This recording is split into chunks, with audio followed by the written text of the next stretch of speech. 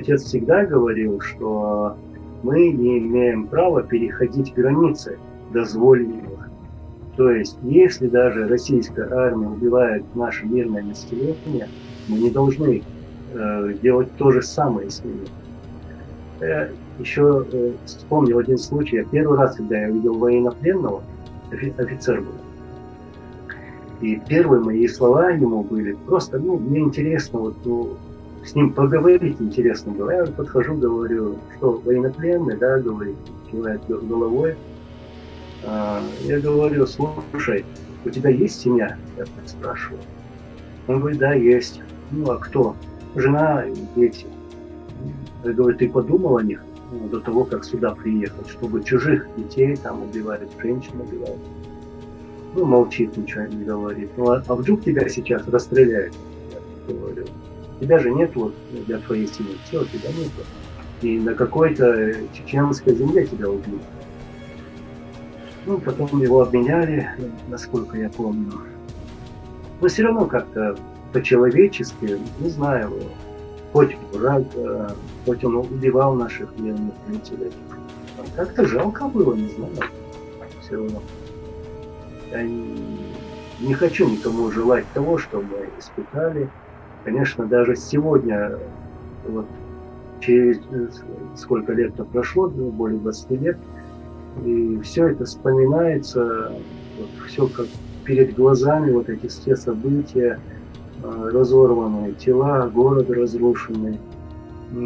И даже у меня такая мысль, когда я смотрю на сегодняшний город, да, если они еще лучше его отстроят, но у меня одна мысль в голове. Там погибали, умирали люди. Я не знаю, там надо просто аккуратно ходить, ступать ногой. Ногу поставишь сюда, здесь по-любому человек убит. Поставишь сюда ногу, там тоже убит человек.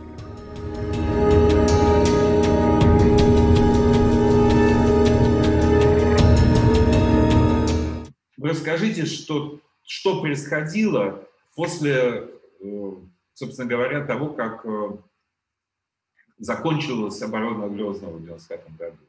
После того, как вы ушли из Грозного и оставили пустой президентский дворец оккупантов, которые выдрузили туда флаг на пустое здание, в котором уже не было защитников. Они воздрузили флаг и потом не успокоились на этом. Они не сказали, что окей, мы захватили Грозный, мы хозяева. Нет, они пошли дальше и стали устраивать зачистки. Да? Мы говорили в прошлый раз, что появилось такое слово «зачистка» именно в это время, да? Что они за этим имели в виду. Мы у всех на слуху, и мы знаем историю в Самашках, и надо сказать, что в то время в России, по крайней мере в Питере, в котором я жил, это показывали по телевизору, и репортажи из Самашек, и не в тот день, через некоторое время, они были. И об этом говорили журналисты. Другое дело, что теперь почему-то с каждым днем говорят все меньше и меньше об этом, и пытаются все, на любую фразу, которую, если вы скажете, даже про Самашки, про самые известные, про самые обсуждаемые, про самое ужасное преступление, которое мы знаем, да, они сразу будут нам подкидывать эту карту Шамиля Басаева, который вошел в Беслан. У них на этом всегда одна и та же карта. Все покрывает. Так вот, чтобы... Окей, оставим им эту карту, пускай они показывают нам карту Шамиля Басаева, а мы должны просто говорить не только про Самашки, а про все, что тогда происходило. Начиная с дворца, как мы это всегда говорим, Россия заявляет и говорит, что дворец брали, дворец штурмовали, водрузили флаг, там перед дворцом сделали фотографии, как будто перед Рейхстагом. А на самом деле там были самые ожесточенные бои. Просто этот центр города стерли с лица земли. Причина то, что было решено, что надо оставить дворец, была такова. Они применили бетонобойные бомбы. эти бомбы прошивают это здание. Одна из них взрывается, две не взрываются, насколько я помню. Вот. И в этих подвалах президентского дворца находились военнопленные, солдаты, офицеры. Я помню, что даже некоторых и тоже за дело убило. И, как вот так, если объяснить, в чем была причина, то наша боязнь была не этих снарядов и бомб уже, а боязнь была, что это здание вообще обвалится. И поэтому было решено его оставить. И ночью перешли через Сунжу на другой берег Сунжи. И там расположился наш штаб. То есть мы из города не выходили, бои продолжались. И это был в тот момент, можно сказать, те дни, когда они начали уже применять другую тактику. То есть в боях они там никакой выгоды у них не бывает, ничего они не добиваются, и они решили стирать вообще эти здания. То есть все виды оружия, смерч, ураганы, бомбы берут поквартально и стирают эти кварталы. Без разницы, кто там находится, мирные, там, немирные. Ну, в основном страдало мирное население, потому что военный человек – это военный человек, потому что он знает, как спрятаться, куда спрятаться. Вот. И они начали стирать этот город с лица земли. Конечно, картина была ужасная. Скажем, как нам показывают в то время Ленинград, да, блокада Ленинграда, то же самое. Нет воды, нет еды, везде трупы лежат. Вот люди ходили за водой там километрами далеко, уходили, и многих даже убивало ради воды. Вот, там у нас водохранилище есть. И потом уже нам пришлось, с нашей стороны пришлось перейти изменить тактику, то есть от обороны Грозного, фронтальных боевых действий, вот, перейти на партизанскую войну. Ну, конечно же, у нас силы были небольшие, и вооружения, конечно, у нас тоже, и этого у нас не было, поэтому нам пришлось перейти на партизанскую войну. Да, Анзор, можно я прерву здесь, на этом месте, потому что это важно проговорить. Когда мы говорим слово «партизанская война», то вообще-то у нас, по крайней мере, у нашего поколения, людей не маленьких, в голове сразу возникают совершенно очевидные ассоциации, да, югославские партизаны, белорусские партизаны, российские партизаны, чешские партизаны, какие угодно, французское сопротивление, да. Никогда я не помню, да, чтобы в российском словаре слово «партизан» имело отрицательную коннотацию. То есть никто никогда не говорил, что партизан, то есть партизан – это человек, который борется с врагом, вообще-то, да. И совершенно правильно вы говорите партизанскую тактику, потому что, ну, а что могло, вот я говорю, понятно, что это не для вас, я говорю, да, я говорю для наших слушателей. А вот представьте, что вы должны были делать. Пришла армия, чужая армия, которая обвиняет вас, неважно даже, справедливо, несправедливо, ну, понятно, что чеченец любой считает, что это несправедливо. Пьяный Ельцин считает, что, может, его обманули, может, он сам сошел с ума. Это же не важно, важно, что он говорит: да, мы там сейчас наведем порядок, да, и стучит кулаком. А подонки-генералы из своих соображений выполняют его указания или сами навязывают ему эти указания. Это ведь не столь важно, как сам механизм, как это все происходит. Важно, что приходят солдаты, приезжают на танках, на БТРах, на самолетах, прилетают, с воздуха бомбят, да, и что делать людям? Вот им что надо? Сдаться, поднять вверх руки и всем пойти строем в концлагерь. Или как? Что они должны сделать? Нет, естественно, люди, которые имеют достоинство и уважения к себе, и которые хотят защитить свои семьи, и женщин, и детей, они берут оружие, если оно есть, причем было какое-то оружие, да, я, насколько понимаю, у вас, и начинают защищать, сражаться. В чем тут, почему надо переворачивать все с ног на голову? Это обычное сопротивление.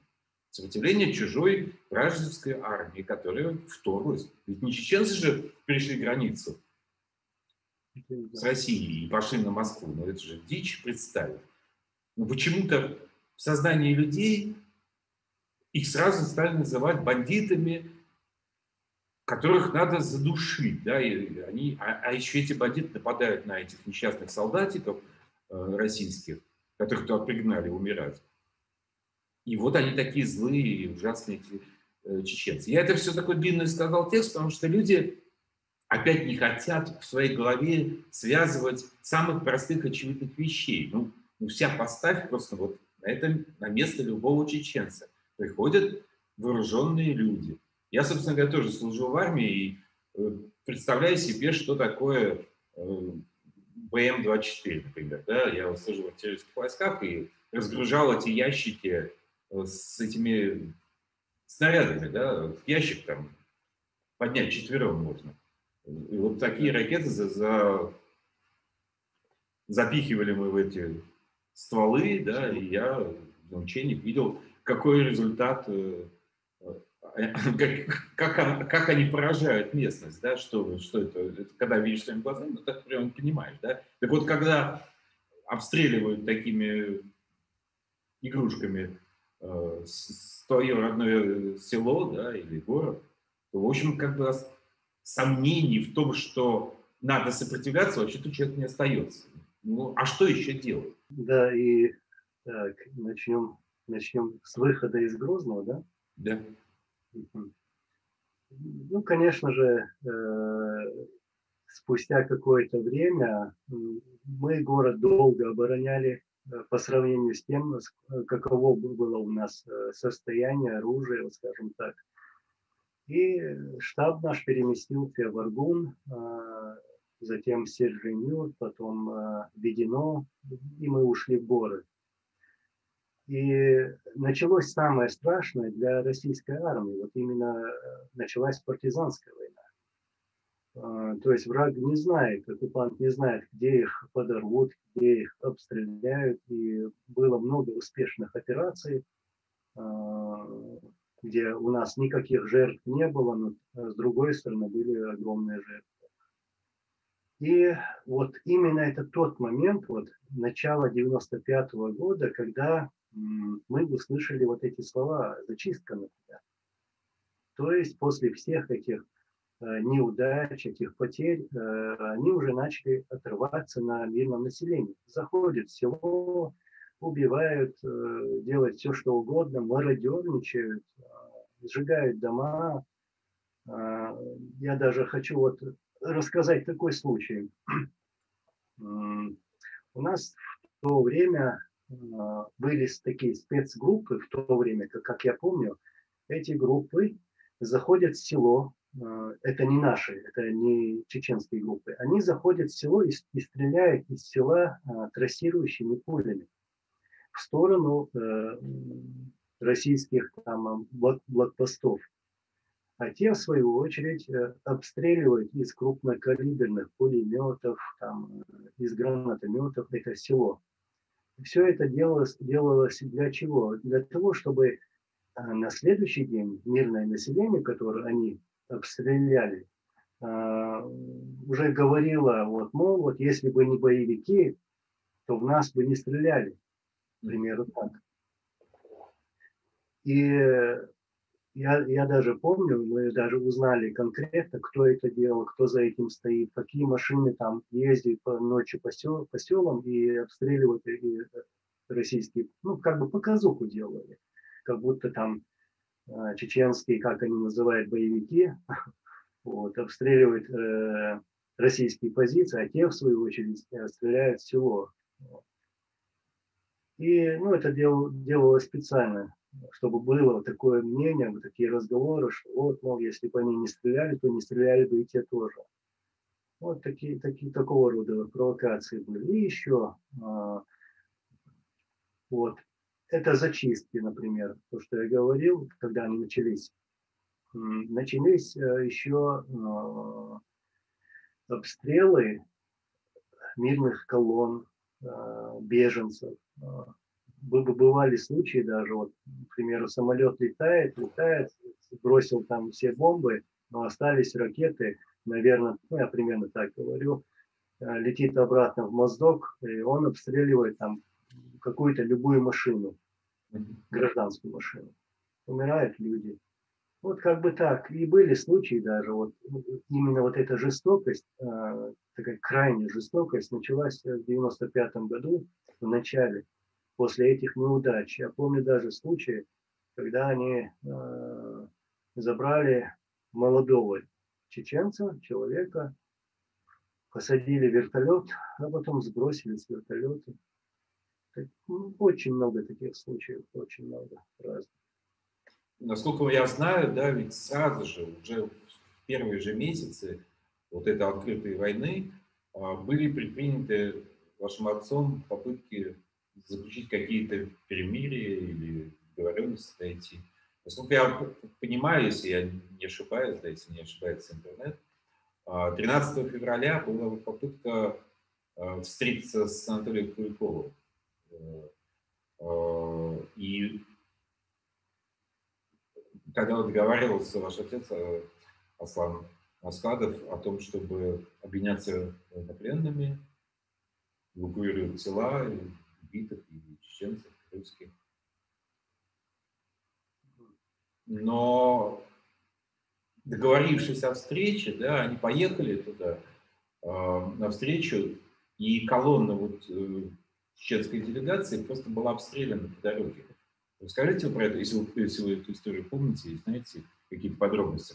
Почему, зачем они это сделали и вообще что было за этим стояло? Я помню, вот могу ошибиться в датах, но помню, ну, неважно даты. Это...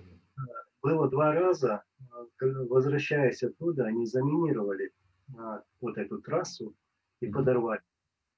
Был еще обстрел вертолетами. И такое было. То есть даже много покушений было во время всей этой войны, вот первой кампании войны. Два раза во время переговоров там, в сторону Ингушетии. И еще было в 96-м году, это в апреле, прямо на кладбище подорвали взрывное устройство, погибли мирные жители. И как я понимаю, и как мы в то время и говорили, что это были люди, которые хотели продолжения войны. Это были провокации. Вот для чего все это делалось. Ну, по датам я вам могу сказать, я опять не ручаюсь за то, что это правильно, потому что это все, что я говорю, я вижу в сети и в интернете, да, но 21 февраля в 10 утра поехали, делегация чеченцев поехала на переговоры в село Слепцовское. И около как раз Самашек они были остановлены и расстреляны с вертолета. 12:30 напала эта эскадрилья вертолетов и обстреляла с воздуха делегацию чеченскую. Вот, как пишут, да. Я не могу подтвердить, потому что я, естественно, не знаю этого. А 28 марта Аслан Маскадов еще раз вышел с инициативой провести переговоры о перемирии, но было отвергнуто со стороны российской армии, было сказано: нет, мы не будем договариваться.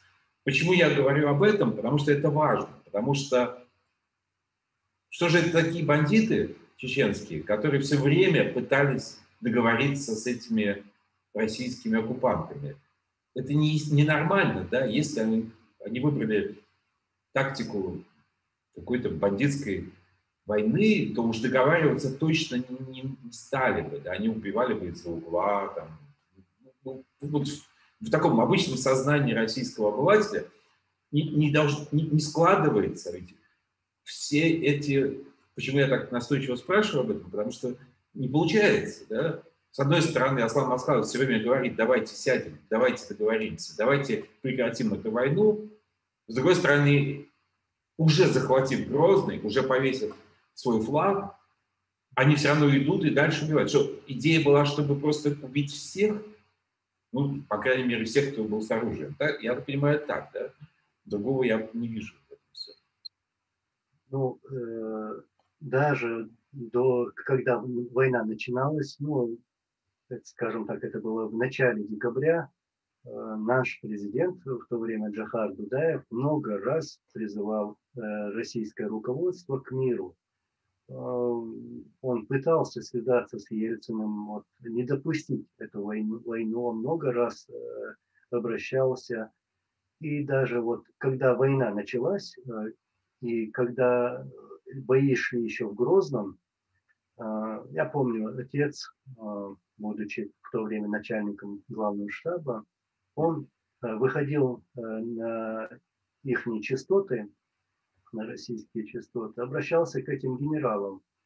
Обращался к генералам для того, чтобы они остановили войну, бои, скажем, на несколько дней хотя бы, для того, чтобы собрать трупы людей. И в основном это были российские солдаты. Ну, те, конечно, отвечали отказом. И даже после того, как мы перешли с Грозного, и в то время, понимаете, это наша земля, это наш народ, который страдает. Это, конечно, наша боль, и поэтому это наш интерес остановить войну, не продолжать ее, сделать все, чтобы война прекратилась. И поэтому было много обращений к российской стороне. Нет, они думали, что вот сейчас мы их добьем, вот точно вот через неделю мы точно их добьем. Вот такое у них мнение было. Но хотя они сами там где-то как-то высказывались, что война ведется против народа. Войну против народа выиграть невозможно на самом деле. Только лишь потом они это осознали. И дальше вот эта страшная трагедия в Самашках 7-8 апреля, когда они вошли на железнодорожную станцию и потом устроили эту зачистку. Насколько я понимаю, мы вчера пытались получить какую-то точную цифру убитых, и точной цифры не существует до сих пор. Нет. По словам, со слов Аслана Арцуева, это в первую вот эту зачистку было больше 600 человек убитых в Самашках. Другие люди говорят еще более страшных цифр. Мемориал называет там меньше. Но это даже и ведь и не важно. Важно, что самому младшему, насколько я понимаю, было 15 лет всего, а самому старшему 96 лет убитого. И все это были мирные жители. И то, с каким звериным упорством они это делали, как они это делали. Причем это же даже, это были не военные, да, ведь поправьте, если я не прав. Это был МВД.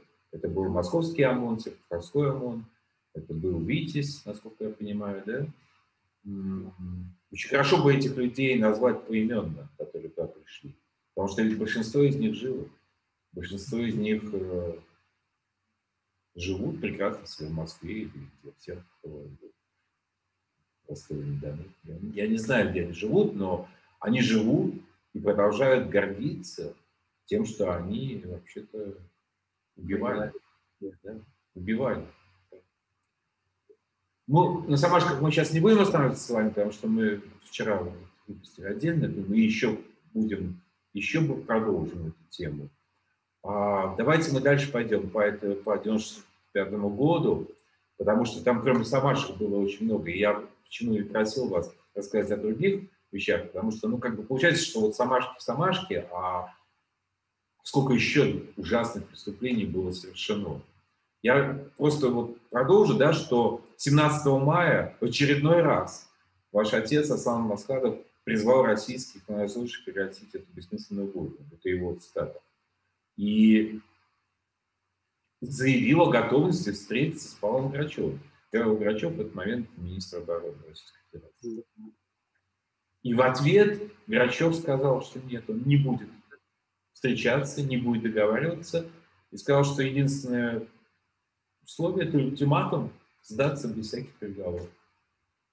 И после этого 26 мая они начинают уже бомбить все, да? То есть это Шахтойском районе, Веденском, да? Потом Утум-Калининском районе. И там же это произошло, вот эта трагедия Введено, да? Когда убили семью Шамиля Басаева. Погибло сколько? 14 человек, да? Сейчас кажется, 15. Ну, да. И там дети маленькие были убиты. И после этого Шамиль решает предпринять этот проект Буденновск. Просто так пойти, чтобы убивать русских женщин, да, ну зачем? Какой смысл в этом? Ведь это никогда не было произнесено ни одним чеченским командиром полевым, ни одним политиком чеченским. Ведь это не провозглашалось. Это русские всеми говорили, да, мои соотечественники, они всеми говорили, что мы наведем порядок, мы убьем всех погибших. Да, они это произносили, они говорили это прямо, что мы идем туда, чтобы убивать. Я не слышал ни разу, чтобы кто-то из чеченских командиров говорил, что мы хотим убивать русских женщин и детей. Я этого никогда не слышал ни от кого. Но что-то должно было быть такое, что довело того же Шамиля Басаева до такого состояния, что он вынужден, вот он принял такое решение. Расскажите, что еще происходило? Я к этому сегодня. В то время, вот как вы сказали, авиация бомбила вот такие-то районы. Авиация никогда не приостанавливала свои вылеты. Хотя там громкие заявления были, там, что, мол, приостановили бомбардировку Чечни. Не было такого. Чечню, Чеченскую республику Ичкерию всегда бомбили. И танки стреляли, и самолеты, и в основном бомбили мирные населенные пункты. И в то время, вот скажем, вот, когда они бомбили Ведено, действительно, там погибло, вот, ну, точно сейчас не могу сказать, 12-14 родственников Басаева. Я никак не оправдываю и никогда не смогу оправдать, скажем, такие действия, как захват заложников, да, или там воевать против детей или женщин. Ну, это вообще не укладывается у меня в уме.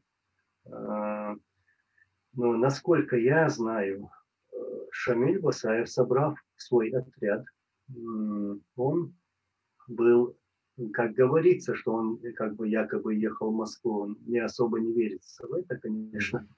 Но, насколько я знаю, он направлялся в Буденновск, а там есть аэродром военный. Оттуда взлетали самолеты и бомбили нашу республику, наших мирных жителей. Оттуда, с Моздока и с Кизляра. Вот. И там как-то у них, видимо, что-то не так пошло. Произошла перестрелка, были ранены со стороны Басаева. И они решили зайти в больницу. И, насколько я знаю, это даже не роддом был. Может быть, все это и какое-то отделение тоже было роддома. И, насколько я знаю, он там их, мирных жителей, не убивал. То есть, ну, этих женщин, там, детей, там даже сами свидетели об этом говорят. Ну да, пострадали во время штурмов. Во время штурмов этой больницы. И сами эти басаевцы, они прятали этих женщин, вот ложитесь сюда, ложитесь вот так, а они их лечили. Вот. Такая там картина была. Сейчас это, конечно, по-другому преподносит. Вот пришли чеченцы, басаевцы, они убивали женщин и детей. Ну, я опять еще раз повторюсь, я абсолютно не оправдываю это. Если он пошел на Буденновск, именно в аэродром, то он для меня герой. Да, как бы так. Ну, и у всякого действия должно быть какое-то противодействие. Да? Например, мой отец всегда говорил, что мы не имеем права переходить границы дозволенного. То есть, если даже российская армия убивает наше мирное население, мы не должны делать то же самое с ними. Я еще вспомнил один случай. Я первый раз, когда я видел военнопленного, офицер был, и первые мои слова ему были просто, ну, мне интересно, вот, ну, с ним поговорить интересно было. Я подхожу, говорю, что военнопленный, да, говорит, он кивает головой. Я говорю, слушай, у тебя есть семья? Я спрашиваю. Он говорит, да, есть. Ну, а кто? Жена и дети. Я говорю, ты подумал о них до того, как сюда приехать, чтобы чужих детей там убивать, женщин убивать? Ну, молчит, ничего не говорит. Ну, а вдруг тебя сейчас расстреляют, например, говорю. Тебя же нет вот для твоей семьи. Все, тебя нету. И на какой-то чеченской земле тебя убили. Ну, потом его обменяли, насколько я помню. Но все равно как-то по-человечески, не знаю, хоть враг, хоть он убивал наших мирных жителей. Как-то жалко было, не знаю, все равно. Я не хочу никому желать того, что мы испытали. Конечно, даже сегодня, вот через сколько лет-то прошло, более 20 лет, и все это вспоминается, вот все как перед глазами, вот эти все события, разорванные тела, город разрушенный. И даже у меня вот такая мысль, когда я смотрю на сегодняшний город, да, если они еще раз, еще лучше его отстроят, но у меня одна мысль в голове. Там погибали, умирали люди. Я не знаю, там надо просто аккуратно ходить, ступать ногой. Вот ногу поставишь сюда, вот здесь по-любому человек убит. Поставишь сюда ногу, там тоже убит человек. И, как я слышал, не все тела были извлечены из этих подвалов. И, насколько я знаю, под этим Грозным все еще лежат тела. Страшные события. Ну, еще хотел я, помните, вы написали про Чапанова. Да. Да, тоже там интересный момент же был. Интересно, почему? Ну, потому что это была провокация тех сил, которые хотели прервать переговоры. Приехал там, бронетранспортер, сейчас не помню, кажется, БМП было. Заскочили в дом, убили целую семью. И, наверное, надеялись на то, что вот переговоры прекратятся вообще. Но нет, не продолжились. Вот. Тоже женщин, старика, детей убили. Митинг потом Ну, большой, да, в Грозном. Люди вышли да, потом. принесли вот эти тела маленьких детей, митинг был, там взрывоопасная такая обстановка была, вокруг стоят российские войска, оцепили этих людей, а эти готовы их разорвать на куски, как бы такое настроение было. Ну, я сейчас скажу, почему, кто может стоять за такими действиями. Ну, здесь, например, это были российские войска. Но те, например, взрывы, которые проводились, например, против моего отца или там, против других, это даже, возможно, делали те чеченцы, которые работали на российскую сторону. Это Гантемиров, там, Лабазанов, там еще был Завгаев, Авторханов, вот эти предатели. Им было это выгодно, чтобы российские войска не покинули чеченскую землю. Вот какой у них был интерес, как бы, чтобы прервались переговоры и все такое. Чудовищное событие, но важно, что понятно, что можно забыть, можно об этом не говорить, но дело же не в том, что мы забудем, да, или простим, да, но дело в том, что если мы об этом забудем, то это все очень скоро опять повторится. Нельзя об этом забывать. Тут люди в Ютубе, да, ну, вообще так, пишут же комментарии на вчерашний фильм про Самашки, они пишут, что русские не хотят об этом думать. не хотят об этом помнить. И один человек очень хорошо написал, что немцы тоже ведь не очень хотели об этом думать, но их заставили.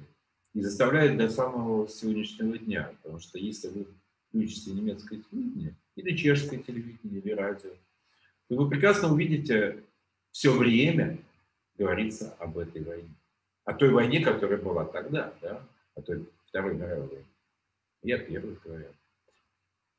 Нельзя забывать, нельзя оставлять это, потому что новое поколение, воспитанное в атмосфере забытья, непонимания и еще, главное, ложной трактованных событий, как сейчас происходит в России, когда все сковеркано, не расставлены акценты, не поставлены оценки, не даны всему, вырастет опять в тех же самых убийц.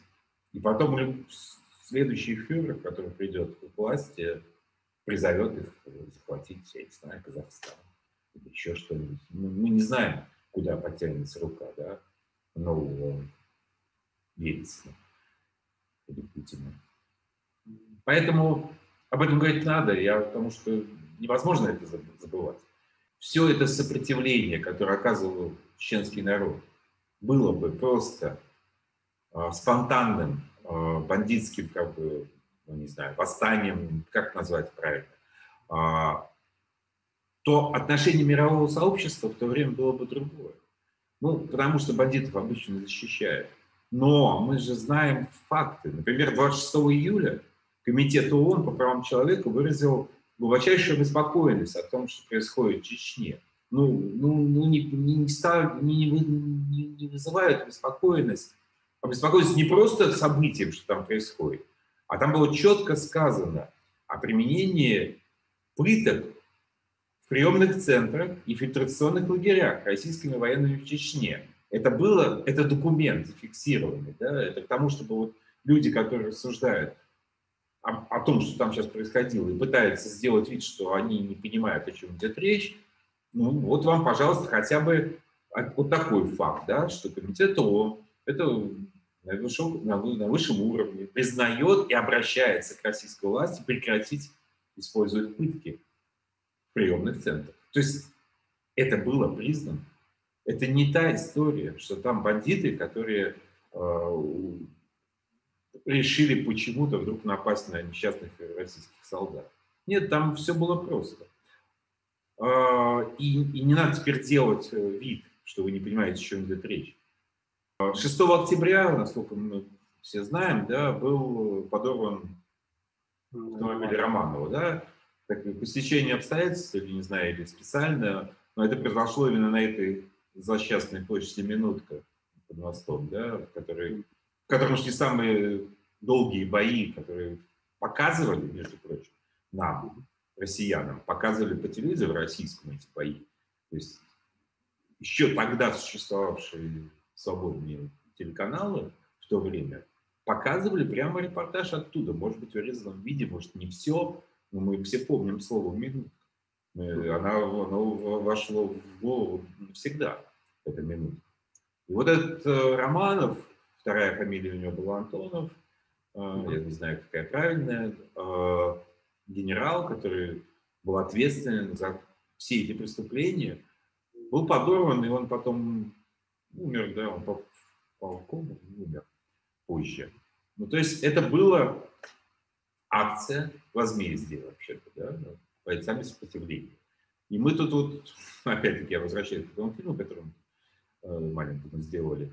Мы говорим, что у нас в Чехии, где мы сейчас живем, да, подобная акция была сделана с Гейдрихом. Гейдрих — это такой губернатор Чехии, протектората Богемии и Моравии, и чешские бойцы вот ровно такие же.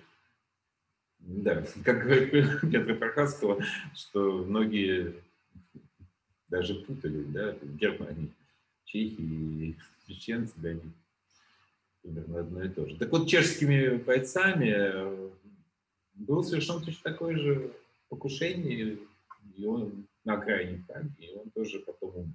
Очень похожая судьба с Романовым произошла у него. Только почему-то чешские герои, и они говорят как о героях, да, и везде поставлены памятники, и висят памятные доски. И в день, когда это произошло, президент Чешской Республики говорит слова поминальные об этом случае, и везде висят ленты с чешского флага. А то, что сделали точно такие же бойцы сопротивления чеченского народа, называется преступлением. И вот эта несправедливость, которая происходит, пока она будет происходить, мы так и будем жить в этом все. Не будет прощения русским никогда, потому что пока они не признают, что они сделали, ну, так и будет продолжаться. Если они будут считать чеченцев бандитами и преступниками, как они сейчас официально это заявляют. То есть первое, что на самом деле, я еще раз скажу, я уже говорил, но еще раз скажу, что первое, что любой новый президент, если он придет к власти в России и поменяется власть, хотя бы сколько-то в сторону человеческого образа, он должен первым делом принести свои изменения, покаяться и признать независимость Чеченской Республики. После вот этого убийства мести генерала Арманова 8 октября была бомбардировка села, если я правильно произнесу, Рошничу. Да? Правильно я говорю, да? И там погибло 28 человек, тоже мирного населения. Бомбили, потому что думали, что там Жака выпадет. Расскажите вот дальше. Дальше ведь уже была охота на Дудаева, да? Да, они могли сказать, что в тех местах, в которых они нанесли какие-то ковровые бомбометания, бомбардировки, они могли спокойно сказать, вот потому что там был Дудаев или там Басаев. Хотя их там и не было, например. Но эту бомбардировку я помню, и эти самолеты помню, как сколько было их. И там огромное количество погибших было, и, если я не ошибаюсь, там 20-30 домов разрушений было, минимум. Страшные бомбардировки. И, ну, у меня есть и даже знакомые, которые погибли там. И буквально за день, за 2 дня я сам был в этом селе. Как-то повезло тоже. Ну, в основном, как я говорю, они могли сразу это приписать к тому, что там был или жил, или находился президент, или какой-то даже командир. Ну, списывали на это. То есть идея была, что если находится президент страны, то можно убивать и всех вокруг его. Для меня Понятно. тоже странно, конечно, как они могут уложить там сотни мирных жителей. Вот. Потому что свою безнаказанность чувствуют, видят. Вот почему. Я просто хотел дойти до того момента, когда все-таки они настигли, да, Джакарту. 14 декабря была большая операция по взятию Гудермеса под командованием Салмана Радуева. Да. Про Салмана Радуева мы еще не говорили, это еще один командир, который повлиял очень сильно на ситуацию в Чечне. И Салману Радуеву удалось освободить, да, Гудермеса в этот момент. Да, какая-то часть перешла к нам в руки в то время, но не полный Гудермес, насколько я помню. 15 февраля федеральные силы начали обстреливать Гудермес из установок ГРАД. Установки ГРАД, я уже говорю, что я вот служил, и как раз вот в этих частях, которые имели эти ГРАДы. Это страшная вещь по городу из установок залпового огня с ужасной разрушительной силой. Ну, бог им судья. Обстреливались города. То есть какая разница между тем, что они вроде бы всю жизнь, да, после, как они ее называют, Великой Отечественной войны, они всю жизнь говорили, что нельзя, и называли преступление нацистов, действительно преступление нацистов, обстреливающие города и так далее. Они повторяли это то же самое. То же самое. Ну, как можно по городу, в котором живут люди, стрелять обстреливать из БМ-24, из этих градов. Я не укладываюсь в голове. Я не понимаю это. Но тем не менее это было. После этого вот этого ужасного нападения, вот этой истории в Гудермесе, потому что там погибло очень много людей, да? Салман Радуев предпринял вот этот отчаянный акт по захвату Кизляра. На Кизляр, да. Да, в январе, в начале января. И тогда же был захвачен паром Авразия, да? Всю историю. В Турции? Да, в Турции. Да. Это было связано, два события. Очень многие у нас сейчас, ну, скажем, такая либеральная сторона русских, которая, в общем, осуждают, да, в неком смысле. Не все, но как бы все-таки осуждают эту войну. Они говорят, как аргумент, они все время приводят, что, ну вот Егор Гайдар и другие в правительстве Ельцина, они же были против войны. Так вот просто, чтобы запомнить, да, вот просто так вот, чтобы сложилось опять, связалось в голове.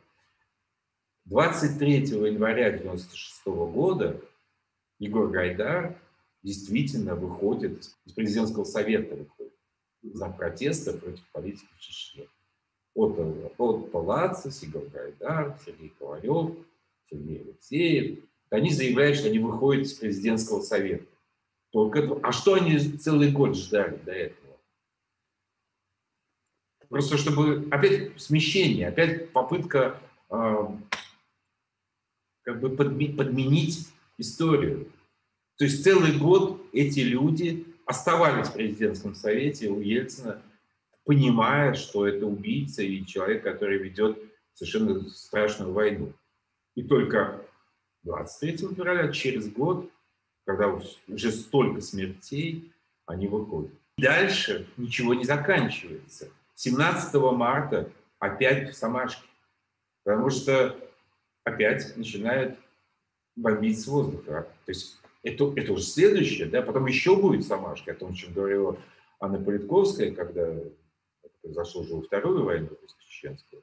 Но вот 18 марта по Самарскам было нанесено 97 налетов бомбардировщиков. Только за один день.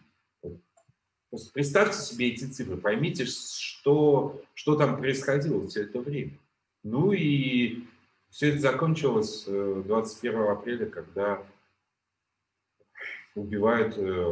Не закончилось, а просто я вот говорю, что наша история сегодняшняя заканчивается тем, что был убит президент, законно избранный президент. Ичкерия, даже Хагуда, его убили в Дихичу. И, наверное, давайте напоследок вы расскажете просто эту историю, как это произошло, что случилось. Я знаю, что вы были в другой части страны, когда вы говорили, да, с отцом, но все равно же вы знаете всю эту историю. Это было 21 апреля 1996 года. Конечно, мы своего президента любили, поддерживали. Вот. И эта утрата была просто огромная, не объяснить даже словами, насколько это было больно услышать это. Мы это услышали, передали по радиостанции и узнали буквально через несколько часов. Место не называлось, конечно же, в эфире, радиоэфире. А произошло что? Джохар Дудаев, он говорил по спутниковому телефону, и российские военные смогли узнать какими-то способами, запеленговав, скажем так, и ударили ракетами, какими-то специальными ракетами с лазерной наводкой или там такое. Вот, и был убит президент. Мы, конечно же, со своей стороны, вот я прямо скажу так, что мы воевали не ради Джохара Дудаева, или там не ради Масхадова, Яндарбиева, там. Мы воевали ради своей страны, своей земли, ради своего народа. Вот. И, боль была, то, что он погиб, И, конечно, гордость, с другой стороны, что наш президент был рядом с нами, он воевал, он защищал свою землю, не сбежал куда-то, скажем так. Вот. Остался вместе со своим народом и воевал до конца.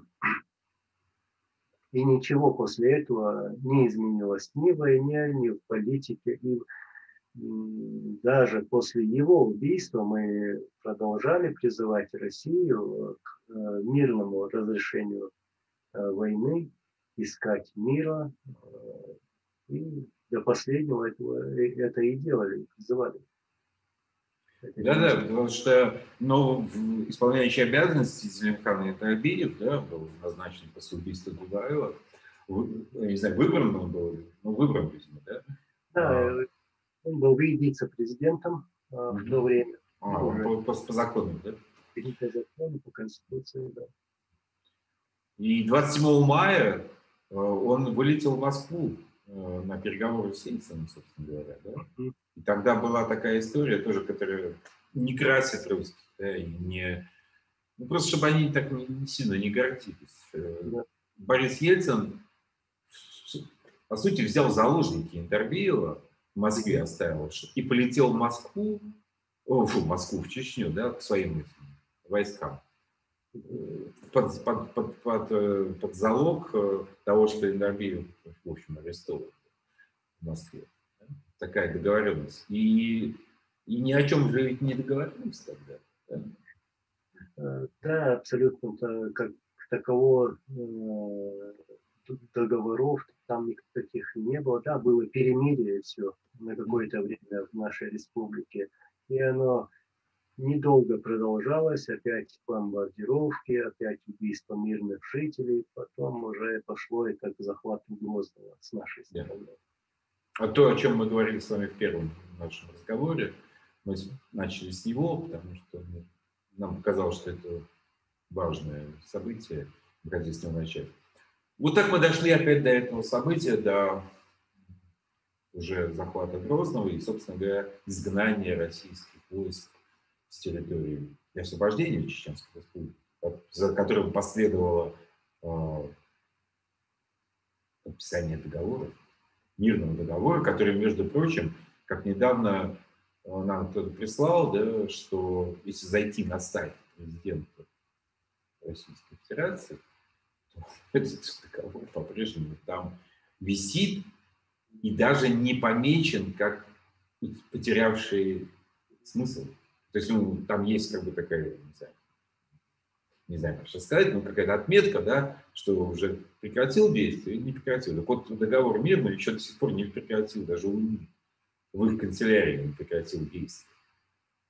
И тем не менее, ни один политик российский, неважно какой он ориентации, левый, правый, коммунист или жириновец, там, не знаю, навальнист или либерал, никто не признает, что Чеченская республика Ичкерия – это независимое государство. Пока они не скажут эти слова, я еще раз повторю, просто, поскольку сейчас это как бы актуально, что каждый, кто хочет что-то сделать с Россией, да, и как-то ее поставить, не знаю, направить, повести в сторону цивилизации, в сторону нормальности, первым делом он должен выйти и сказать. Не знаю, как это делал Билли Браунт, как делало много политиков вообще-то на самом деле, осознанных, которые вставали на колени и говорили: мы просим прощения за то, что мы натворили, да, мы немцы натворили. Мы спросим прощения перед этим народом, и мы признаем их право на решение своего вопроса. А уже сами чеченцы, да, они уже сами решат, что им делать с Рамзаном Кадыровым, как они будут жить между собой, как они договорятся. Вот это точно дело не русских, потому что это уже чужая земля и чужие проблемы. И вот я точно не возьмусь даже судить об этом, потому что это не наше дело. Но наше дело сказать о том, что пока мы это не сделаем, пока мы это не скажем, никакой дороги, никакого просвета в России не будет. Если кто-то другой придет, вместо Путина, ему лучше будет, да, действительно извиниться, признать, где надо, расследовать. Даже вот эти случаи, помните, Международный Красный Крест, мы, кажется, об этом говорили, убили этих сотрудников. Они же знают, кто это сделал. Или другие случаи, расследовать их и как-то поставить точку в этих отношениях, наших российско-чеченских отношениях. Потому что мы сегодня, наша республика как бы взрывоопасная по сегодняшний день. Они могут и еще навязать войну, еще раз прийти, вот там аж Кадыров ненормальный, мы пришли его убирать. К примеру, причин как бы гарантии безопасности, как мой отец всегда это говорил, для чеченского народа, чтобы никто не имел права начать такую войну, если кому-то захочется стать президентом, как это сделал Путин, например. Только так можно это решить. И все. Мы лишь надеемся на то, что наконец-таки чеченский народ получит вот эти гарантии безопасности и так, чтобы это было выгодно всем, тем, которым мы сегодня живы, и тем, которые будут после нас, которые придут для них, чтобы никто не имел права заигрывать с этими настроениями, вот этими провокациями, чтобы никто не имел права начинать войны. Я не буду говорить, кто виноват, кто не виноват, но я хочу, чтобы мы хотим, чтобы на нашей земле был мир, что это в наших интересах, и я уверен, это в интересах и российских народов. Надеюсь на мир.